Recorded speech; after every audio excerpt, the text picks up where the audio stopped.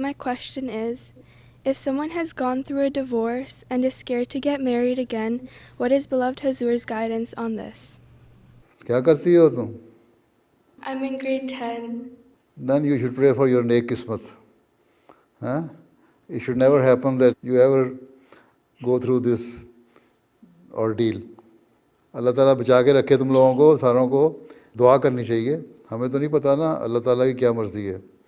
بعض رشتے نہیں کامیاب ہوتے تو اس پہ دعا کرنی چاہیے کہ اللہ تعالیٰ کے نزدیک اگر جو اور کوئی رشتہ آیا ہے اچھا ہے میرے لیے تو ٹھیک ہے. ایسے لوگ ہوتے ہیں ایک دفعہ طلاق ہو گئی اور بہت برا ایکسپیرینس تھا ان کا, لیکن دوبارہ دعا کر کے شادی کی, اچھے رشتے آئے اور بڑے خوش لوگ ہیں. بڑے لوگ مجھے ملتے ہیں اس طرح کے, مجھے لکھتے بھی ہیں. تو دعا کر کے اللہ تعالیٰ سے مدد مانگنی چاہیے کہ اللہ تعالیٰ صحیح فیصلہ کرنے کی توفیق دے. پھر